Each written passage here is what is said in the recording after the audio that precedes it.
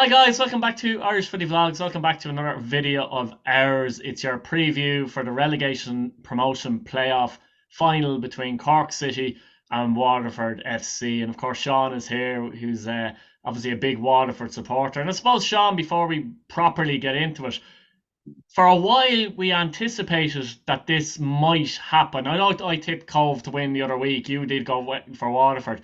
But there was a suspicion from a long way back that there was a decent chance that Waterford and Cork were going to end up playing each other for the right to get into the Premier Division or stay in Cork's case.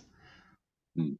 Yeah, from a neutral perspective, I guess you would have said that Yeah. Waterford were the biggest club in the first division that with the exception of Galway. So um, that on paper it looked like it would be a cakewalk to get to this stage, and with the way Cork were going, Cork were benefited from UCD being in the Premier Division this year, Hmm. because they were still fairly caught adrift Yeah. from the rest of the Premier Division, excluding them. So, look, I think I can understand why neutrals would think that, but on the basis of play, it was far from certain. I mean, especially from our perspective, our run of form Mm.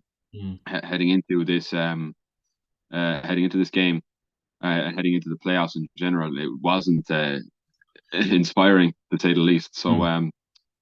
yeah, I mean, I suppose, look, anyone who said that this was going to be the case, this was going to be the playoff, is vindicated now, but definitely wasn't certain.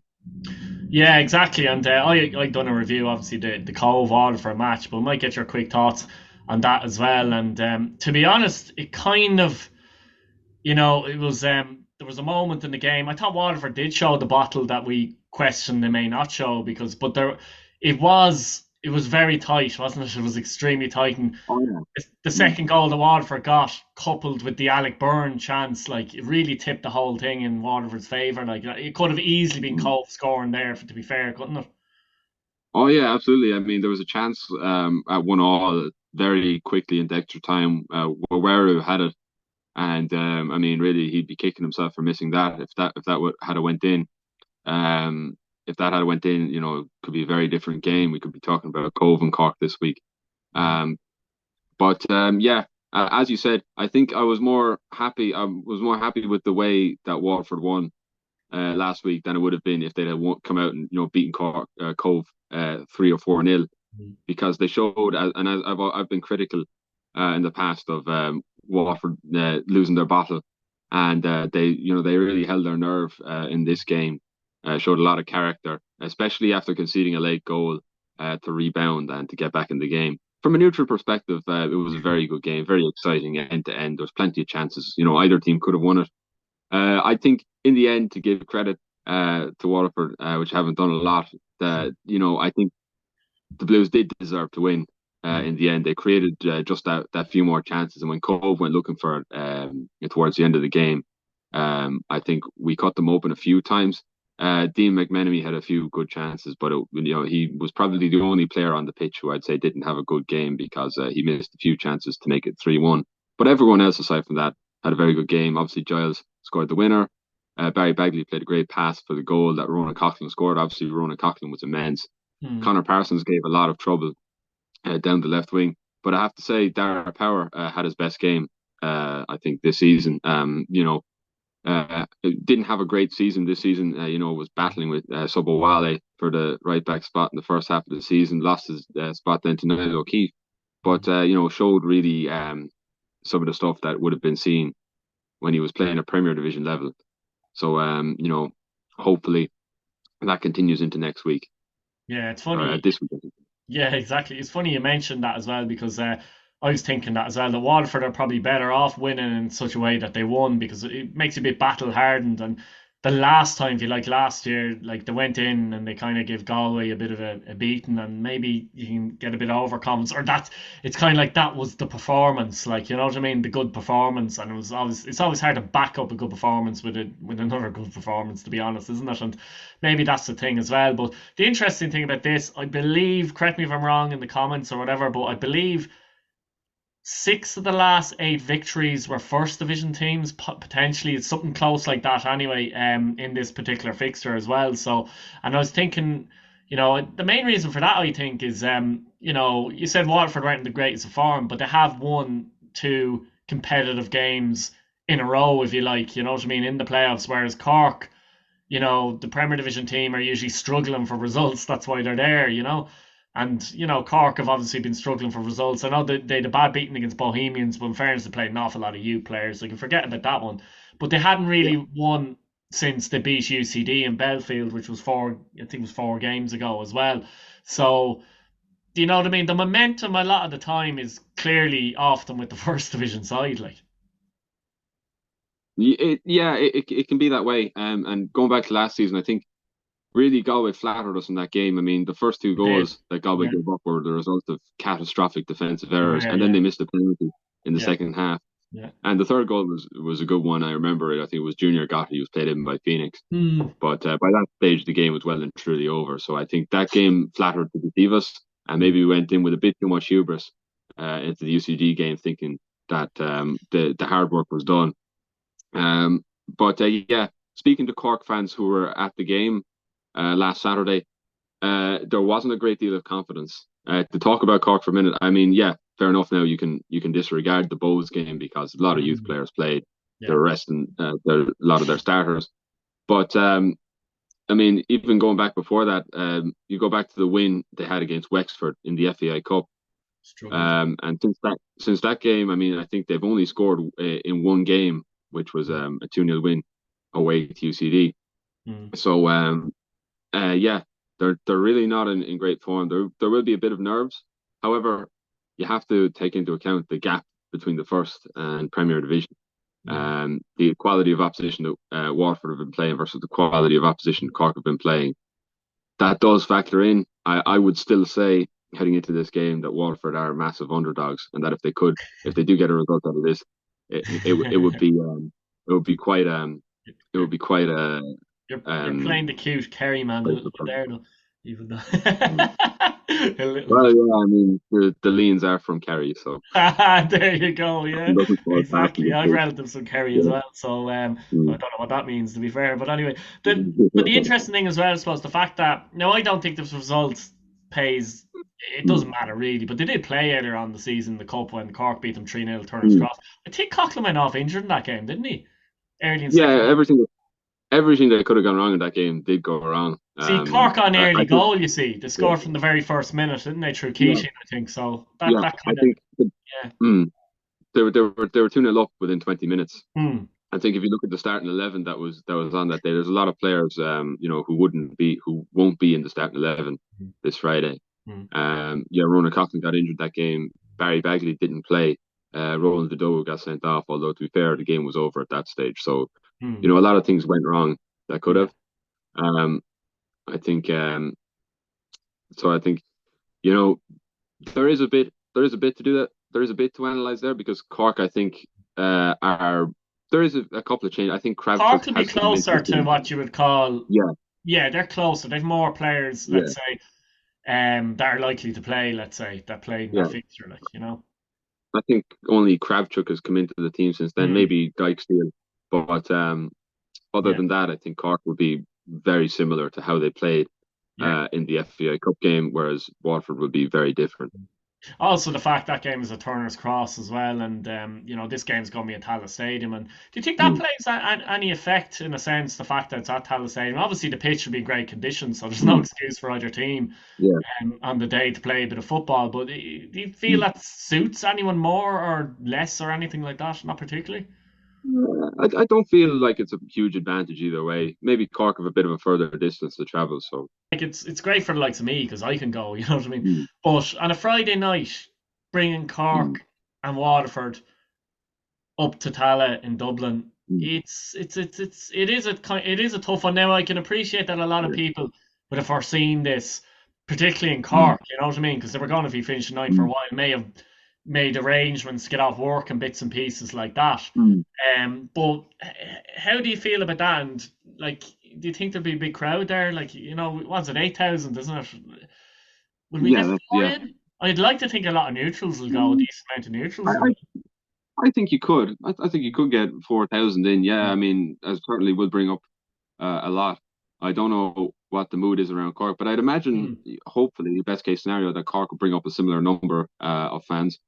So, if you get each set bringing up maybe 1,500 fans and then 1,000 neutrals in, that could be Mm. that could get you up to what you need. Mm. Um, as far as playing at the Tala, I think I was glad to hear it in a way because I expected it to be Richmond Park again, and Tala is just much easier to get to. And also with the And records Waterford have had there in the playoffs recently, yeah. you kind of Mm. Well, playoffs in general. I mean, this is yeah, the 10th or ninth time Waterford have been in the playoffs, and they've lost every single time. So crazy. it's an incredible record. Cork, by contrast, have never been in a playoff. They've been relegated, of course, twice, but both In the times were league. automatic Yeah, relegation. yeah. So it's a new experience for them. Mm. Um, yeah, but I don't think they're supposed to give a brief answer. I don't think it's an advantage for either team to be Mm. playing in Tala or a disadvantage. Yeah, it's funny you mentioned Cork. Obviously, they finished ninth, and it's a strange one because they finished adrift. Really, I know they finished 6 points behind Sligo in the end, but they were never really reeling that in with 6, 7 games to go. You never felt confident, even though Sligo weren't picking up results and were quite poor themselves, to be honest. But it's mad, they finished 20 points above UCD, but kind of tells more of a story of UCD than anything else. But they scored less actually than anybody in the league outside of UCD.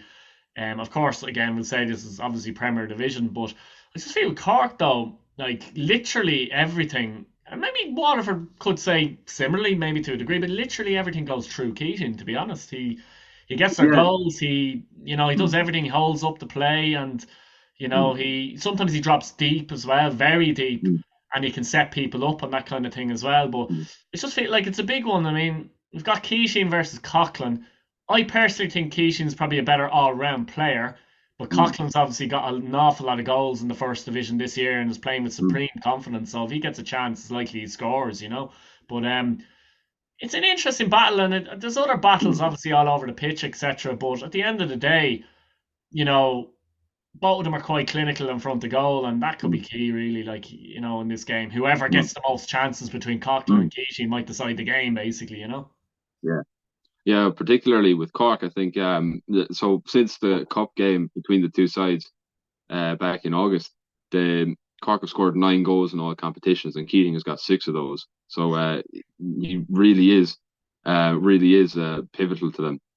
Mm. Um, with Coughlin, I think it's more difficult to say for Waterford because Coughlin was injured for a good time Mm. after that, so he hasn't scored. He hasn't been as pivotal, but I'd say you can't underestimate the importance of him. I think he scored 36 goals now on the season, so Yeah. it's really an unprecedented amount of goals. 32 in Um, the league, isn't it? In the actual league, I think he got 32, yeah, didn't 32 in the league, he? Yeah, I and don't know. Like, it's that many. It must be 36 or 7, yeah. It's immense. so He really, beat all the yeah, records in the really first division. All the records were wiped out by him. Like, season individually. I think, yeah, if Waterford, as I've said, look, if Cork win, it will be because of Keating, and I think, absolutely equally that I think there is more potential for somebody from Waterford to step up yeah. if Coughlin doesn't, but I think you would expect that if Waterford are to win or to even score in this game, it will be because of him. Mm, mm. I'll ask you to try what you think the Waterford 11 will be. I get the feeling it's an easy enough pick, is it, for you? Yeah, I think so. I think there's going to be very little change from the Yeah. team that went out against Cove. Darragh on goal, Osede, who actually had a quite solid game against Cove. Dara Power and Ryan Burke, the fullbacks. Midfield, then you have Rowan McDonald as the holding midfielder, Barry Mm, Bagley, and Romeo Akachukwu mm, playing in a slightly advanced position. Roland the Doe and Connor Parsons are your wingers, and Ronan Coughlin's up front. The only mm, change I could see being made there is maybe Romeo is more of an impact player off the mm, bench. He's playing very well now, but he is still 17. Cork are going to be very, very physical. Now, mm. not to say I don't think he would be intimidated by that at all, but it may be more effective if you introduce him later on in the game when, maybe Cork players are on their second or third win, they might run out of steam a bit. That may be more. He may be more impactful in that situation. But that's the only real dilemma I see. Other than that, the team really has picked itself through the Yeah, playoffs. I actually think I'll have a stab at the Cork one as well. So any Cork fans chip in as well when you're watching the video. But I just Mm. went listening to you talking there. I think Waterford have a few more threats going forward, but I do think Cork are probably a bit better defensively. Like, again, they've been in the Premier Division, they've conceded goals and that, but I think, what I mean, they're better defensively for the level they both be Mm. at, let's say.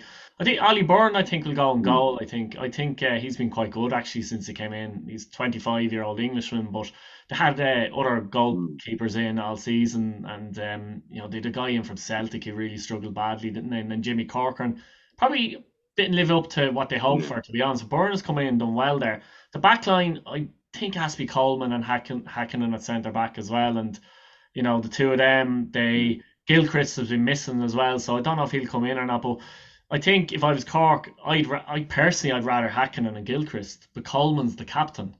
So you're Mm. kind of going Coleman will play, like, that kind of way. So Coleman will play, and then I reckon Hakkinen might actually get the nod, funnily enough. I think a right back then, I think it might be Hoonihan. They could play Kustovic there as well. But I've a feeling they could actually play Gordon Walker as well. But I've a feeling they'll go with Hoonihan at right back and Kustovic, if he's fit, at left back. He's missed a few games for injury as well. So I think they might do that. But they have a few options there as well. Midfield, I think they mightn't like this, but I think they'll go Bolger, Kravchuk, and Vorman. There's an argument to be made for Mm. Barry Coffey, to be honest, but Coffey hasn't really played as well in the Premier Division as he did in the First Division, but he could easily come in there as well. I don't think, from what I've seen, Kravchuk hasn't been that impressive for me. Vorman has been okay. Bolger will play. He always plays. He's, I suppose, got a bit of grit about him. He's a good battler, Bolger. And then up top, like Keating will play up front, Bargy will play on the left. But then on the right, it's an interesting one as well because they might go with Murphy. They might go with who was I going to say there? Like still. Dykesdale, yeah, exactly. They might go with him, but they see him more as an impact player, I think, as well. But notably, I think Tunde so, is yeah. back as well. Tunde might get thrown in Mm. there. You wouldn't know, like he could play not as a right winger, but on the right with Keating. Mm. And you know what Tunde's like when he's on form, he's a handful. But then other Mm. times he's just completely ineffective as well. So there's a few options Yeah. there for Cork City, I think, to go for, and it's probably not easy to pick their 11. Conor Drinan could play there on the right as well. So you could argue maybe their squad is a little bit deeper than Waterford's, but it often is with the Premier Division team anyway, isn't it? Yeah, I think so. I think it was to be expected that they were going to have a deeper squad. A lot of the squad that won the first division last year remained. Matt Healy is the only major departure that I can see from that squad. Yeah. But I think, yeah, as you said, defensively, they look a bit So, more solid. mm, Yeah, particularly, you look at a lot of the players there that won the first division and were a huge reason why they did. mm, Gilchrist and Hakkinen. mm. Um, Unfortunately for them, Gilchrist Cook- has only to play 21 matches this season as well. So, he's had a rough run of injuries, all yeah, right, yeah. which may go against him. That's why I think In this Hakkinen game. and Coleman will probably play, to be honest. Yeah. Mm. The what I gather from Cork fans this season is that Coleman uh, may be prone to an error or two. Mm. So fingers crossed that he does start, I guess. But Kustovic. I think Kustovic has been solid enough from what Yeah. I've seen. Yeah. Offers a bit more going forward. Mm. Um, then moving into midfield. Yeah, I think Warman has been favoured by Richie Holland to start in midfield. Barry Coffey just been out of the picture See, Coffey's the since type of then. player that feels like he's that midfielder. If he doesn't score, what does he offer type thing, like in the other Mm, aspects of midfield play. yeah, Whereas Vorman offers a little bit more, he's more involved, he'll get tackles in and mm, stuff. The simplistic part of midfield football, if you like. But Coffey could come in and make an impact. But the main man in there and the man that's, steadies the ship in there for them is mm. Bolger. Like, so he's Oh yeah, Waterford, you're trying to close him down a bit. But it's not even about yeah, closing him down. He's got a little bit of everything. He's a bit tigerish as well. So his yeah. battle with Bagley, if they come up against each other, could be an interesting one, actually. Yeah, it could. I mean, Bagley was a massive loss to us in in the cup game. So Exactly. uh, I think that will give us something to be optimistic about. Mm. But yeah, I mean, looking at the other changes from the Waterford team, the defense is very different. Phillips did start. I think he was the only one. But our power definitely didn't start. No. Derek Sadie wasn't there. Um, there's I think we played five at the back that day actually, or three at the back and two wing backs. Did So Niall Keefe this play right wing back that day, or what? Right Milo wing Keith, back, right centre back? did, yeah. Dara Power didn't play that day. Yeah. Um, so yeah, it's going to be a very different team. Um, yeah, Well, Sean, I'll tell uh, you what, Sean, give your yeah, prediction. I'll give my prediction as well. But yeah. Well, I'm not gonna say anything. I'm gonna be suitably vague because I feel like I predicted to the last 2 years that we were going to win, and it went against us, and I predicted we were going to win two times in the semi-finals, and that went against us. So I'm going to say, yeah, I think, look, like a lot of fans, we're going into this game. We expect Cork to be a significantly better team than Cove. We're going to be under the cosh, and even with the performance last week, the Watford mm, are going to have to step it up massively in order to get anything out of this game. But look, there is a chance. At the start of the playoffs, if we'd have gotten to this stage, I'd have taken it. I wouldn't have expected anything out of it, but I think there is a chance that we can get a result here. So I think I'm gonna go with my what I said last week, that this game is gonna go to extra time and maybe penalties, and after that, and hope that who that knows? brings good luck, is it? That Um, brings good luck. yeah, I was going to be suitably vague as well because if I went against Waterford again, Waterford fans would say that I'm picking on them. You know what I mean? But then again, they might want me to go for against them again because they won. So, so Yeah, I know honestly, I think genuinely, I think it'll be very, very tight. It could go all the way as well. Really, it'd be very, very tight. I mm, think Cork might nick it, but then again, I thought Cove might nick it, and I was wrong. So we might leave it there, mm, Sean. Thanks for coming on. mm. Fair play Okay, to you. cheers, Keith.